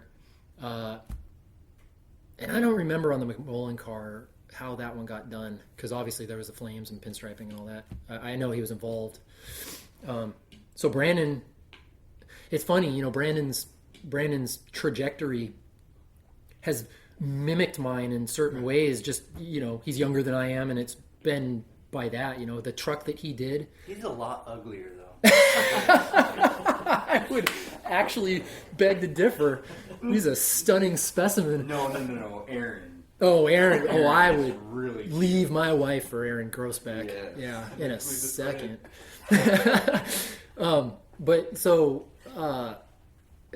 But anyway, the similarities in what Brandon and I have our paths. I'm not going to insult him by saying that he and I are similar people, but I'm just saying our paths, our trajectories have gone in very similar ways. Him working for Daryl and cutting his teeth there for so long, me at Roy's. The first truck that he did was kind of on the side doing that green Cushionberry truck, which was... It's funny, it's so similar to the... It's the same freaking truck, really, all in all. Except he put radials on his, which I will never let him live that down. Sick burn. Yeah. No, and then he took it to the Grand National Show and won the West Coast Customs Award. I mean, it was not uncannily exactly the same thing, kind of. Yeah. And then with the Mickey's Mouse, building a historic, build like that, and then getting it on the cover of the Rotters Journal. I mean, it's literally his thing has been. So he really should be scared shitless, because if my career just starts to tank, he knows what's going to happen next to him. If I get run over by a bus tomorrow, he's probably going to get, but a train, he'll get hit by a train or something a little different, but he knows what's going to happen. The train will have radials on. It'll have radials for sure. Oh man. We love those dudes. Yeah, but having, so he was involved with many of the cars throughout that I was doing for Roy. He was helping Daryl paint those cars and bodywork them. So I feel kinship with Brandon, just being involved. Like building Roy's 55 with Joey. There's no, you can't take that away. There's a bond at doing something that cool with another person that shares your feeling about this business. And another thing about that, is people who are antagonistic and too prideful, arrogant. I don't understand that at all. Maybe you could say we're kind of competing for business, But really, we've got our own little friends and our groups of customers who kind of keep coming back and word of mouth. Like, I know Mickey ain't going to bring someone here. And you know what I mean? That kind of, or Art or whatever. You know, we've got our own little base. And we just, the camaraderie so far outweighs, you know, the negativity to me. They're so far away. What? In the far East Bay. Oh, the far... Yeah, East Bay, I don't know. That's estuary. Concord, East California? Well, no. I'm from East California. Oh, yeah, that's right. Yeah. No, and I don't just mean Brandon. I just mean like all in all, you know, people talking shit about, you know, other people's work and stuff like that. I don't like that part of people's personalities in general, let alone it seeping into hot rodding, which to me is... if you're not going to have camaraderie doing this, like, you know, what hope is there for humankind? Yeah, at least we can poke fun at each other. Well, that's the thing. Be cool. Have fun and poke fun, and that's fun. You know, yeah. There's that's what American capitalism is supposed to be, right? You know, you're using the propensity of human beings to be to compete. You know, but you got to have a little bit of government regulation here to keep it all above board and everything copacetic. You know, maybe there's not enough. Yeah, I don't know. Whatever the fuck that means. But we still get to go to shows and kick it with those. I have so much fun. You know, you do so much work and you kill yourself trying to get to a show. Yeah. Every time they're a pain in the ass. You get to the show and you're just so. Like your brain is gone and you just have fun fucking around with your friends. Yeah. You know? Forget about everything. People. The peer group at large. Yeah. I mean, so many people that I've met and become friends with because of this is super cool. Yeah. And I assume you're not recording anymore. It's still going. Damn. One thing. That whole, you can cut that whole center section, but that little last part out. Do some editing. One thing that I would like to say that you could add on here or edit it in somehow or whatever is Daryl Hollenbeck. Yeah. One of the... He's cute too. He is a sexy lad. Like just... Well, not lad. He's more like a sexy grandpa now. Yeah. Him and me, you know... I was scared shitless of that guy when I first met him because I think when I was Roy's shop bitch, he sent me to Concord to go pick up some parts or drop off something, you know, when I wasn't really... Daryl had no clue who I was for sure. And you know, it's this super tatted up dude, you know, who is in the Hall of Fame already and is a brutal painter and stuff. And I'm just like, hi, Mr. Hollenbeck, I have some parts for you. You know, he's like, says like not even a word, you know, it's just like, whatever, you know. And then to end up being able to do the projects I did with him, you know, he painted the Calori car. It was the first big project, meaningful thing that he and I kind of did. And Roy would send me over to Daryl's to talk about panel fitment and whatever, you know, over the course of him painting it and doing them painting it and doing the body work. And so I got to know him. We took that car to Pebble Beach together, Roy, me, and Daryl, really. And that was an experience unlike any I'll probably ever have again. It was the worst experience of my life and the best experience of my life all rolled into one. I was way too young and inexperienced, I'll be the first to say it, to have been put in charge of that project. And I threw myself into it and just did the best I could. I did so much research and still got shit wrong. I'll admit that as well. But somehow the nervousness of having a car judged on the lawn at Pebble Beach for the first time as a 26-year-old, after you were the one, if something's wrong on that car, it's my fault, you know. I should have been wearing a diaper the whole weekend, you know. Then after all that buildup and all that nervousness and worrying about, is this right, is that right? It wouldn't start at one point when they had to fire it up for the judging. Roy, I don't know if it was flooded or what, and they were like, why don't you just relax, guys, and we'll come back around and see if it starts then. And so Roy and I were like, oh shit, we got to get this thing to run. You know, and they came back and we got it to fire up, and then to have those things pull up the way they do, 3 in a row, and they go from third, second to first. And I just had convinced myself. Another one of those cars that I love is the Ralph Gillette 40. I mean, that car is just, one of those exercises in perfection. I mean, that shop was the best by far. They had the eye. I thought that car was going to win because it was elegant in the way that I thought a Pebble Beach car should be.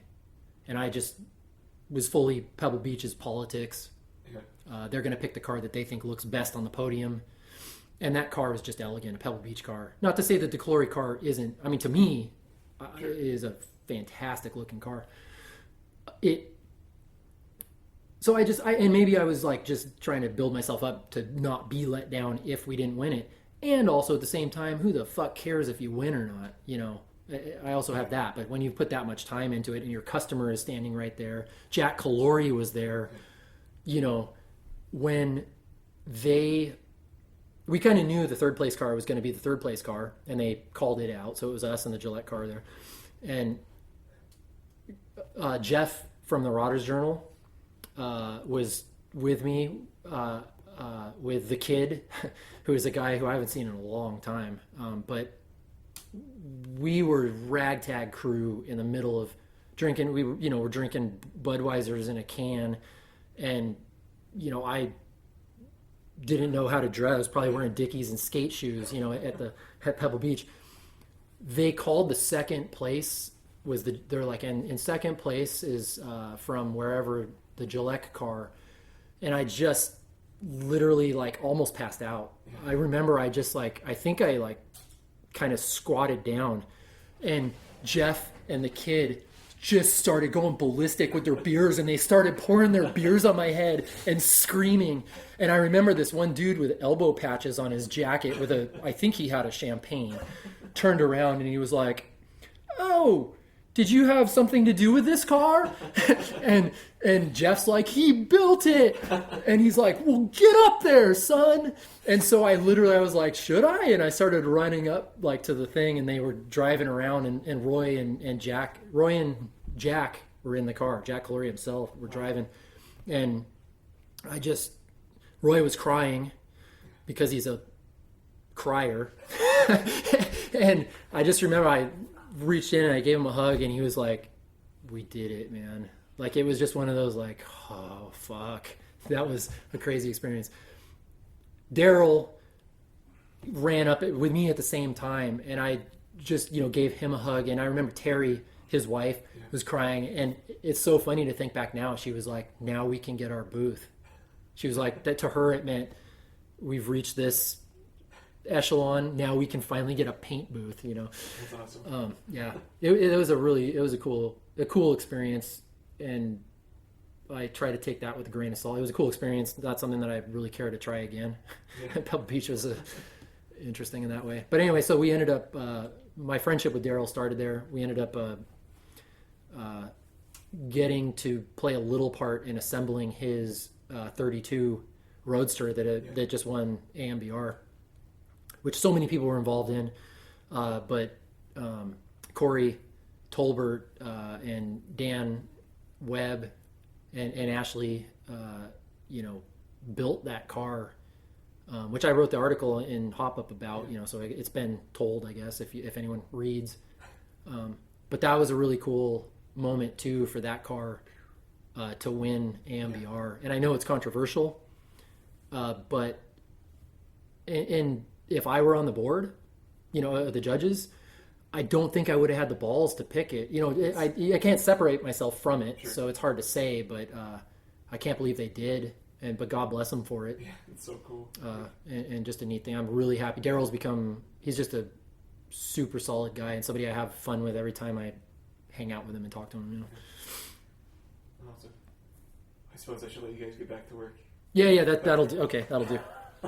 I didn't figure on a podcast of me talking that you would have to cut me off. That's a surprise. You get to learn things about yourself in weird ways. So cool. Thank you guys so much. This was a lot of fun. Absolutely. Yeah, thanks, man. Cool. All right, you've made it to the end.